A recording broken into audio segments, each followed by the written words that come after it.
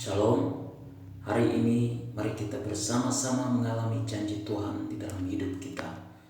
2 Samuel pasal 11 ayat 1-27. Daud dan Batsheba.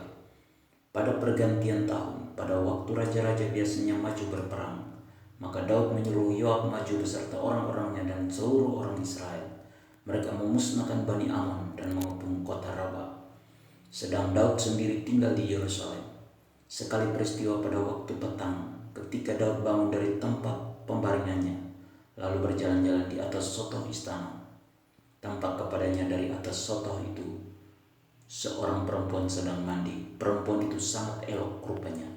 Lalu Daud menyuruh orang bertanya tentang perempuan itu, dan orang berkata, itu adalah Batsheba binti Eliam, istri Uria orang Het itu. Sesudah itu Daud menyuruh orang mengambil dia. Perempuan itu datang kepadanya. Lalu Daud tidur dengan dia. Perempuan itu baru selesai membersihkan diri dari kenajisannya. Kemudian pulanglah perempuan itu ke rumahnya.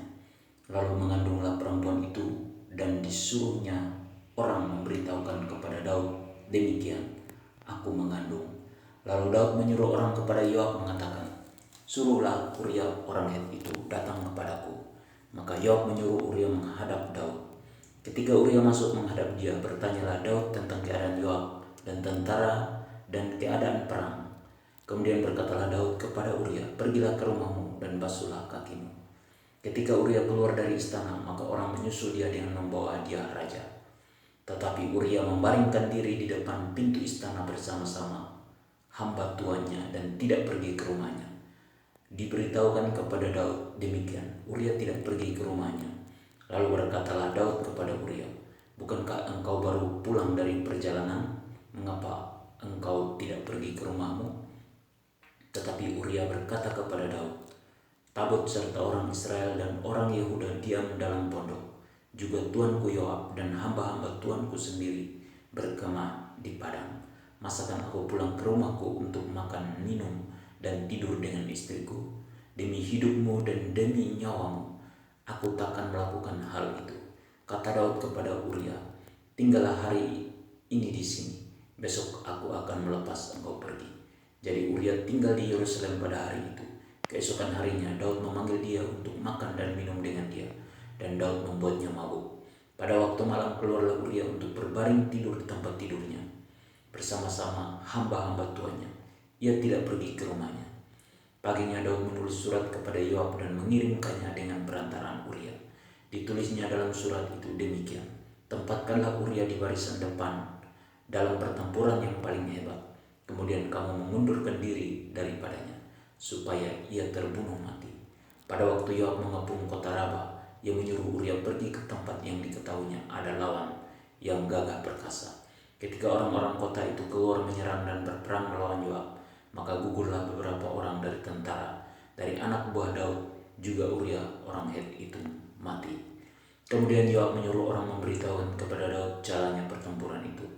Ia memerintahkan kepada suruhan itu demikian, jika engkau sudah selesai mengabarkan jalannya pertempuran itu kepada raja, dan jikalau raja menjadi geram dan berkata kepadamu, mengapa kamu demikian dekat ke kota itu untuk berperang?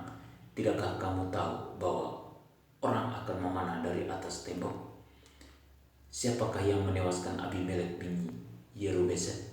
Bukankah seorang perempuan menimpakan batu kilangan kepadanya dari atas tembok sehingga ia mati di Tebes? Mengapa kamu demikian dekat ke tembok itu? Maka haruslah engkau berkata, juga hambamu Uria orang Het itu sudah mati. Lalu pergilah suruhan itu, dan sesampainya ia memberitahukan kepada Daud segala yang diperintahkan Yoab kepadanya.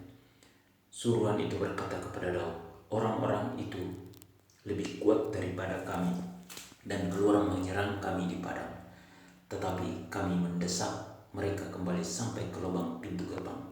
Pada waktu itu pemanah-pemanah menembak kepada hamba-hambamu dari atas tembok, sehingga beberapa dari hamba raja mati.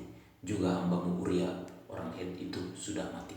Kemudian berkatalah Daud kepada suruhan itu, beginilah kau katakan kepada Yoab, janganlah sebal hatimu karena perkara ini, sebab sudah biasa pedang makan orang ini atau orang itu. Sebab itu perhebatlah serangan terhadap kota itu dan runtuhkanlah itu. Demikianlah kau harus kuatkan hatinya. Ketika didengar istri Uria bahwa Uria suaminya sudah mati, maka meretaplah ia karena kematian suaminya itu. Setelah lewat waktu berkabung, maka Daud menyuruh membawa perempuan itu ke rumahnya. Perempuan itu menjadi istrinya dan melahirkan seorang anak laki-laki baginya. Tetapi hal yang telah dilakukan Daud itu adalah jahat di mata Tuhan.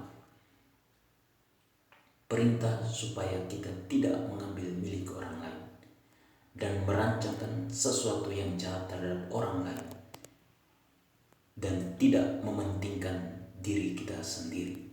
Janji dari Tuhan untuk kita, yaitu sekalipun apa yang kita perbuat jahat di mata Tuhan, namun Tuhan tetap setia mengasihi kita. Amin. Tuhan Yesus memberkati.